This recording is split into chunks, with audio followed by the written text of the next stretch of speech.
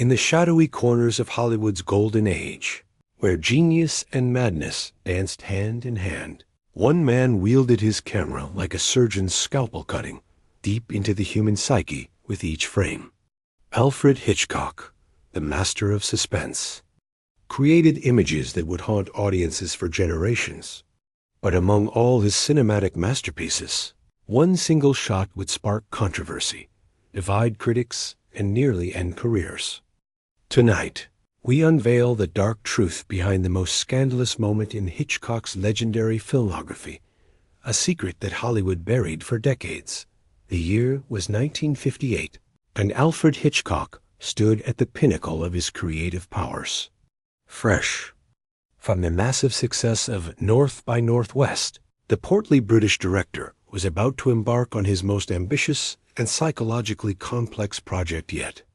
Little did the world know, this film would contain a single shot that would ignite a firestorm of controversy, challenging everything audiences thought they knew about the boundaries of cinema, in the dimly lit confines of his office at Paramount Pictures. Hitchcock sat hunched over his storyboards, his keen eyes studying every angle, every shadow, every frame with the precision of a master craftsman.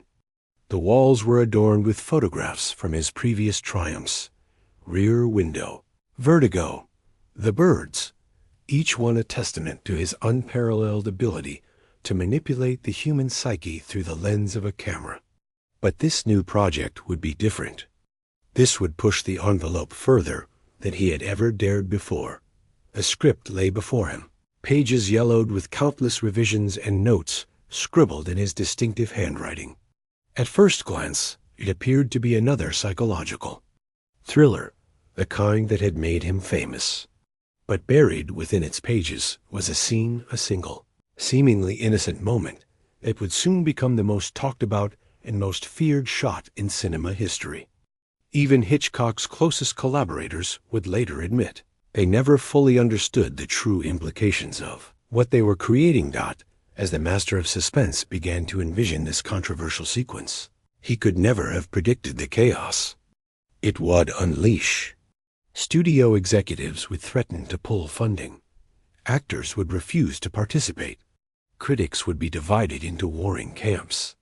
And decades later, film scholars would still debate whether this single shot represented the pinnacle of artistic expression or the dangerous crossing of a line that should never have been crossed.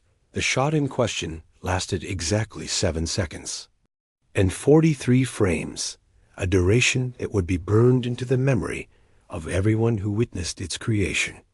What made it so controversial wasn't what was shown, but rather what was implied, what was suggested in the shadows between what was visible and what was hidden. Hitchcock had always been a master of suggestion, but this time he had gone too far.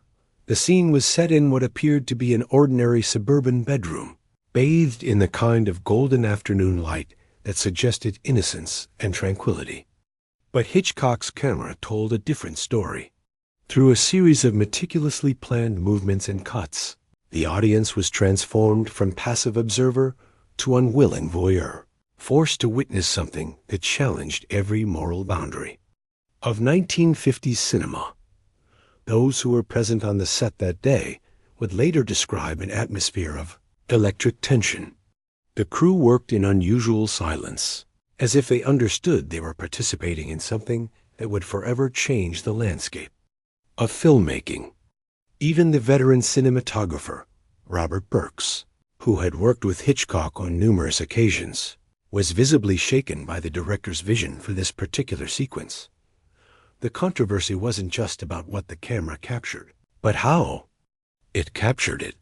Hitchcock employed a revolutionary technique that had never been used before in mainstream cinema, a method that would later be banned by the Motion Picture Association and wouldn't be seen again until the emergence of the European New Wave movement in the 1960s. The shot was filmed using a combination of mirrors, forced perspective, and innovative lighting that created an optical illusion so disturbing that several crew members walked off the set. What emerged from this technical wizardry was an image that operated on multiple levels of meaning. On the surface, it appeared to show nothing more than shadows and light playing across an empty room. But to the trained eye, to those who understood Hitchcock's symbolic language, the shot revealed something far more sinister, a glimpse into the darkest recesses of the human soul. Grace Kelly had been Hitchcock's muse, his perfect blonde goddess, who had graced 3 of his most celebrated films. But when the master of suspense approached her about starring in this controversial new project, the future Princess of Monaco did something that shocked Hollywood to its core. She said no. And not just no, but according to those who witnessed the meeting, she walked out of Hitchcock's office with tears streaming down her face, never to work with him again. The meeting took place on a rainy Thursday afternoon in November 1957 in Hitchcock's private screening room at Paramount. Kelly had arrived expecting to discuss another elegant thriller, perhaps another cat-and-mouse game set in the glamorous world of international intrigue. Instead, Hitchcock showed her the storyboards for the controversial shot, explaining in his methodical, almost clinical manner exactly what would be required of her. Those present described Kelly's reaction as immediate and visceral. The color drained from her face as Hitchcock walked her through each frame of the sequence, pointing out the precise angles, the lighting requirements, and most importantly, what her character would be experiencing in that crucial 7-second window. The actress, known for her composure and professionalism, began to tremble. When Hitchcock finished his explanation, the room fell into an oppressive silence. "Alfred," Grace Kelly reportedly whispered, her voice barely audible above the hum of the projector. "This isn't filmmaking. This is something else entirely." She gathered her things and left without another word, leaving Hitchcock sitting alone in the darkness of his screening room, surrounded by the ghostly images of his storyboards. The rejection sent shockwaves through Hitchcock's inner circle. If Grace Kelly, his most trusted collaborator, refused to be part of this vision, what did that say about the project? Some members of his production team began to question whether they should proceed. But Hitchcock, driven by an artistic obsession that bordered on the fanatical, was determined to find an actress brave enough or desperate enough to bring his controversial vision to life. With Grace Kelly's refusal reverberating through Hollywood's gossip mill, Hitchcock found himself in an unprecedented position. No A-list actress would touch the project. Janet Leigh expressed interest until she saw the storyboards. Kim Novak's agent hung up the phone. Even European actresses, known for their more liberal attitudes toward controversial material, declined after reading the script. The master of suspense was running out of options, and the studio was beginning to question his judgment. Then, on a fog-shrouded morning in February 1958, a young woman walked into Hitchcock's office who would change everything. Her name was Patricia Morrison, not the Broadway star, but an unknown actress from Ohio who had been scraping by with bit parts and commercial work. She was 23 years old, desperate for her big break, and completely unaware of the storm she was about to enter. Morrison later recalled that initial meeting with a mixture of awe and terror. Hitchcock, she remembered, sat behind his massive desk like a benevolent spider, his eyes studying her with an intensity that made her feel completely exposed. He didn't show her the controversial storyboards immediately. Instead, he spoke to her about art, about the responsibility of actors to serve the vision of their director, about the thin line between genius and madness that separated truly great cinema from mere entertainment. When he finally revealed the nature of the shot, Morrison's reaction was markedly different from Grace Kelly's. Instead of horror or revulsion, she felt a strange mixture of fear and excitement. This was her chance to be part of something that would be remembered long after she was gone. She agreed to do the shot, but demanded one condition that surprised everyone. She wanted her name removed from the credits. She understood instinctively that this single sequence would define her career. and she wanted the freedom to disappear into obscurity if necessary. The decision to cast an unknown actress added another layer of controversy to the already explosive project. Critics would later argue that Hitchcock had deliberately chosen someone vulnerable, someone without the power or influence to resist his vision. But Morrison herself always maintained that she had entered into the agreement with her eyes wide open, understanding exactly what she was agreeing to do. What made Hitchcock's controversial shot so revolutionary wasn't just its content, but the innovative filmmaking techniques he employed to capture it. Working in secret with a select group of technicians who had signed unprecedented confidentiality agreements, a master of suspense developed a filming method that had never been attempted in Hollywood. The centerpiece of his technical innovation was a system of mirrors and prisms that he called the infinity lens, complex optical arrangement that created multiple layers of reflection and refraction within a single shot. The effect was disorienting and hypnotic, creating an image that seemed to exist in multiple dimensions simultaneously. Viewers reported feeling as though they were falling into the screen, becoming part of the scene rather than merely observing it. Robert Burks, Hitchcock's longtime cinematographer, worked closely with engineers from Paramount's technical department to construct the elaborate mirror system. The setup required 3 full days to assemble and calibrate, transforming the soundstage into something that resembled a funhouse designed by a madman. Crew members who entered the set reported feeling dizzy and disoriented within minutes, leading to strict limits on how long anyone could work in the space. The lighting design was equally revolutionary. Instead of the traditional 3-point lighting system used in most Hollywood productions, Hitchcock employed what he called shadow sculpting, technique that used light sources placed at impossible angles to create shadows that seemed to move independently of their sources. The effect was achieved through a combination of hidden mirrors and carefully timed mechanical devices that adjusted the lighting in real time during filming. Perhaps most controversial of all was Hitchcock's use of subliminal imagery frames, of images inserted into the sequence at durations too brief for conscious recognition, but low enough to register in the viewer's subconscious mind. This technique, borrowed from experimental psychology, was designed to create an emotional response that the audience couldn't quite identify or understand. The subliminal frames contained images that were both disturbing and mesmerizing, creating a sense of unease that lingered long after the sequence ended. The filming of the controversial shot took place on March 15, 1958, a date that would be remembered in Hollywood lore as Black Friday. The entire soundstage had been cleared except for essential personnel, and security guards were posted at every entrance. Even the studio executives who had approved the project were barred from the set. At Hitchcock's insistence, Patricia Morrison arrived at the studio that morning, knowing that her life was about to change forever.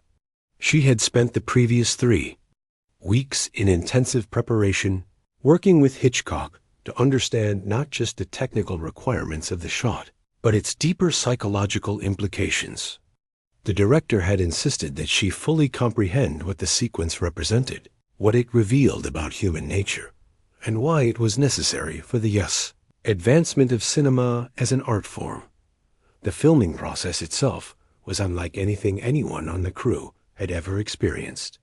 Hitchcock, usually vocal and directive, worked in almost complete silence, communicating through a series of hand gestures and written notes. The atmosphere on the set was electric with tension, as if everyone understood they were participating in something that would either be remembered as a masterpiece or condemned as an abomination. When the cameras finally rolled, something extraordinary happened.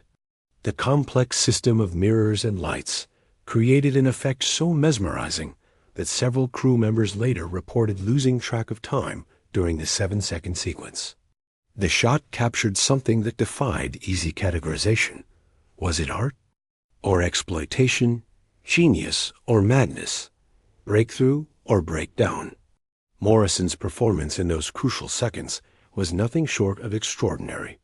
Drawing on emotional depths she never knew she possessed, she created a moment of raw, unfiltered human truth that was both beautiful and terrifying.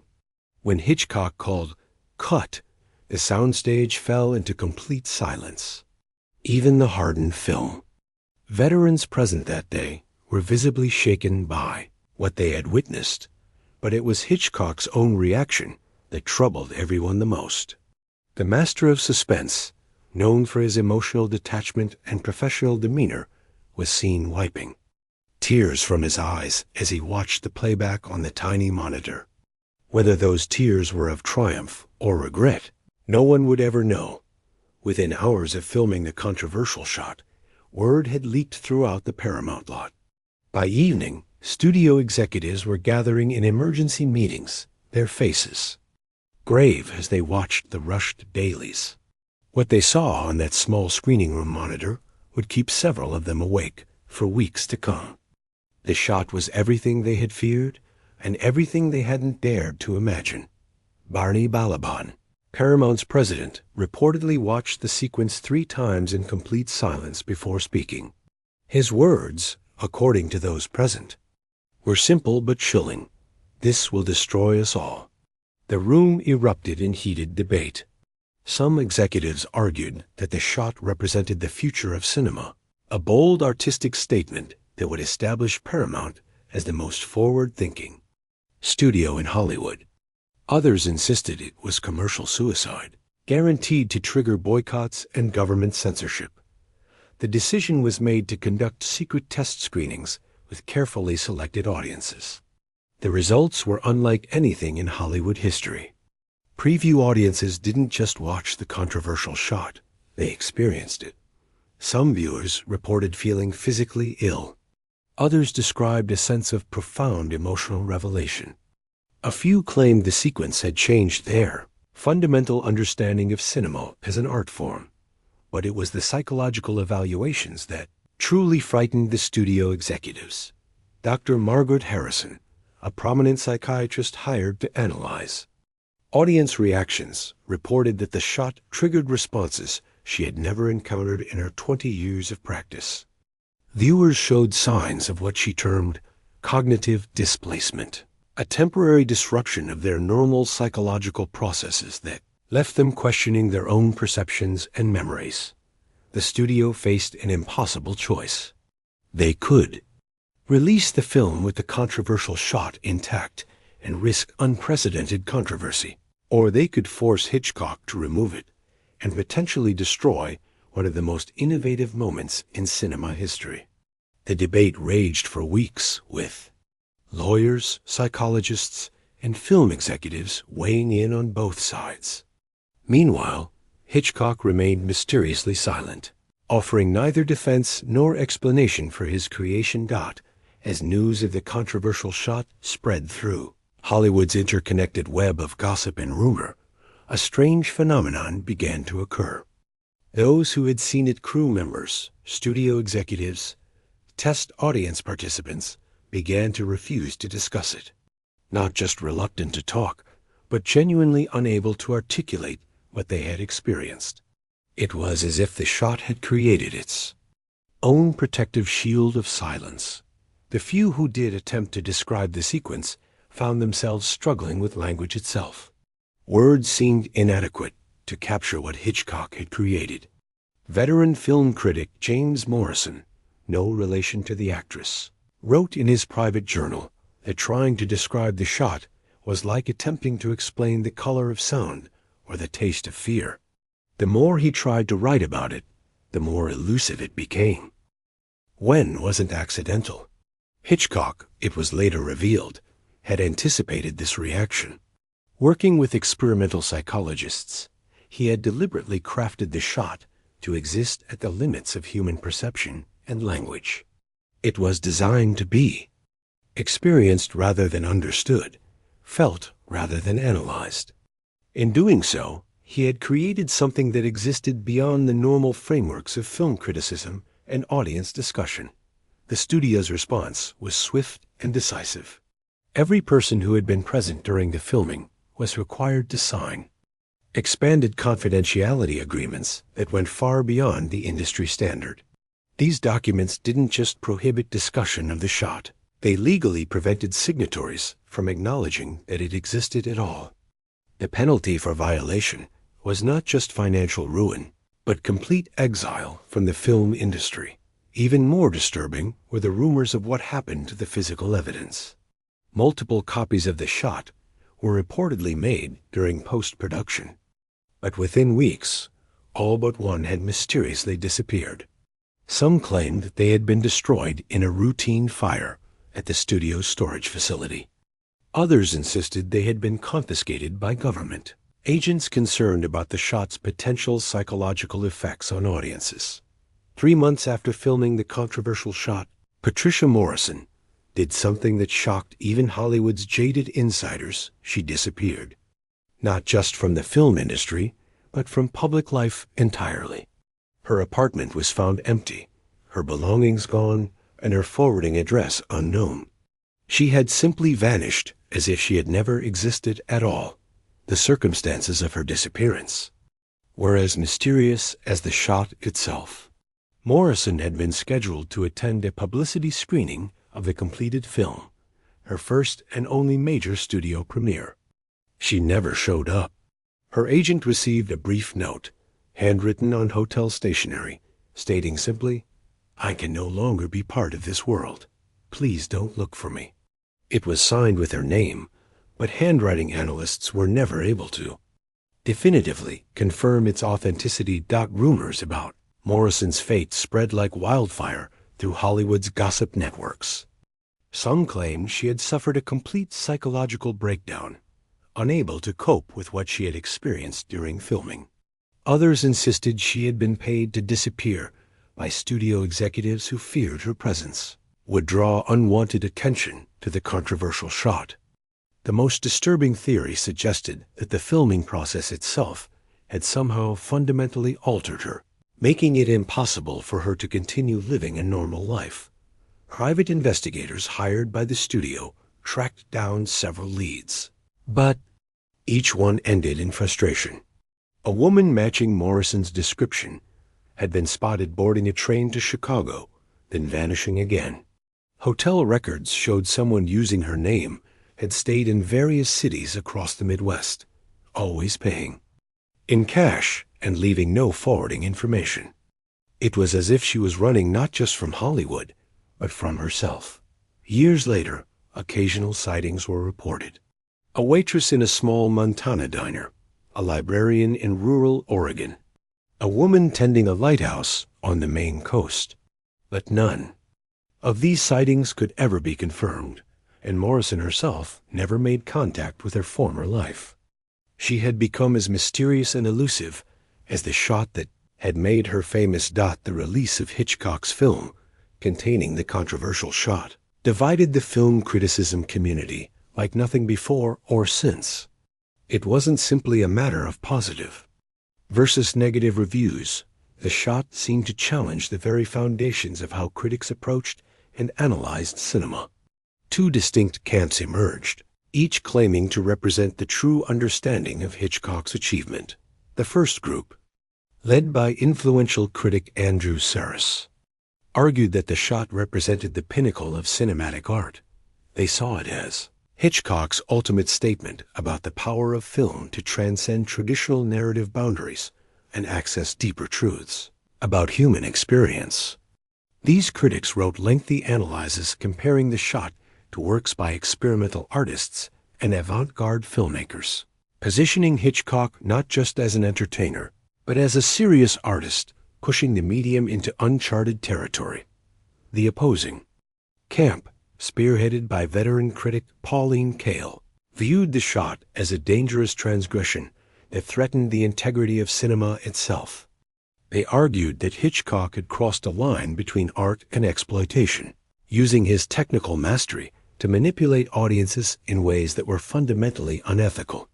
These critics worried about the precedent the shot might set and what other filmmakers might attempt in pursuit of similar notoriety. But the most disturbing aspect of the critical war wasn't the disagreement itself. it was the personal animosity it generated. Critics who had worked together for decades found themselves unable to be in the same room. Film societies split apart. Academic conferences became battlegrounds where scholars hurled accusations of moral blindness and artistic ignorance at each other. The controversy reached its peak when several prominent critics reported receiving threatening letters from unknown sources. These messages didn't threaten physical violence, but rather something more insidious. They warned the critics to stop writing about the shot entirely, or risk losing their ability to see films in the same way ever again. The letters were never traced to their source, but their effect was immediate and chilling. By late 1958, rumors about Hitchcock's controversial shot had reached the highest levels of government. The newly formed House Subcommittee on Juvenile Delinquency, already investigating the effects of violence in popular media, began looking into reports that a Hollywood film contained imagery capable of causing psychological disturbance in viewers. What they discovered would lead to one of the most bizarre chapters in the history of film censorship. The investigation began quietly, with government agents attending regular screenings of the film and interviewing audience members afterward.